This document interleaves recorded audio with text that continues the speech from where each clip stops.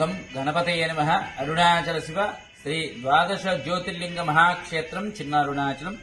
భద్రాచలం నుంచి పన్నశాల వెళ్లే మార్గంలో ఉన్నటువంటి ఈ మహాక్షేత్రంలో వార్షిక బ్రహ్మోత్సవ కార్యక్రమాలు ప్రారంభమవుతున్నాయి. జనవరి 1వ తారీఖు నుంచి జనవరి 3వ తారీఖు వరకు 3 రోజులు కూడా విశేషంగా ఈ యొక్క వార్షిక బ్రహ్మోత్సవ కార్యక్రమాలు జరుగుతాయి.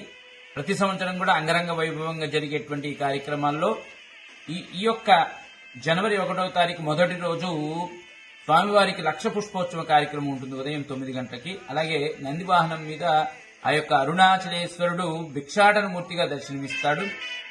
ఆ రోజు సాంస్కృతిక కార్యక్రమాల సాయంత్రం మిమిక్రీ ప్రోగ్రాం కూడా ఉండటం.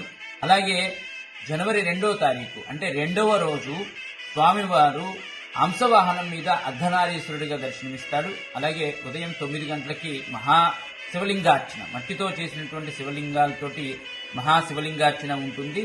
అలాగే అయ్యప్ప బృందం వారిచేటి గాన కచేరీ కూడా ఉండటం ఉంది. అలాగే 3వ రోజు ఇక ముఖ్యమైనటువంటిది శివముక్కోటి అంటాం, ఆరుద్రోత్సవం. ఆ రోజు ఆ అరుణాచలేశ్వరుడు ఉద్భవించినటువంటి రోజు. అరుణాచలంలో అరుణాచలేశ్వరుడు ఉద్భవించిన రోజునే శివముక్కోటి అంటాం, దాన్ని ఆరుద్రోత్సవం అంటాం. తమిళ సాంప్రదాయ ప్రకారం మార్గశిర మాసంలో ఆరుద్రా నక్షత్రం ఉచ్చస్థితిలో ఉన్నప్పుడు ఆ యొక్క అరుణాచలేశ్వరుడు ఉద్భవించారు. ఆ రోజు ఉదయం తెల్లవారుజామున 4 గంటలకే మహాన్యాసపూర్వక రుద్రాభిషేకం ఉంటుంది. అలాగే 5 గంటల 45 నిమిషాలకి స్వామివారు ఉత్తర ద్వారం గుండా దర్శనమిస్తారు. మన ముక్కోటి ఏకాదశి రాముల వారు వెంకటేశ్వర స్వామి కృష్ణుడు ఎలా అయితే ఉత్తర ద్వారం గుండా దర్శనమిస్తారో, ఈ శివముక్కోటి రోజు ఆ యొక్క పరమేశ్వరుడు అరుణాచలేశ్వరుడు ఉత్తర ద్వారం గుండా ఈ యొక్క క్షేత్రంలో దర్శనమిస్తారు. అలాగే 108 కుండలతోటి 108 మంది భక్తులే స్వయంగా పొంగలి వండి 12 గంటలకి స్వామివారికి మహానైవేద్య కార్యక్రమం సమర్పించేటువంటిది. అలాగే సాయంత్రం 5 గంటలకి తెప్పోత్సవ కార్యక్రమం ఉంది.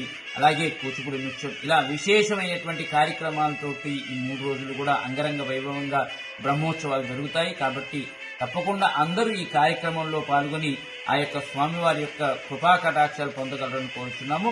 ఆలయ వ్యవస్థాపకులు శివనాగేశ్వర.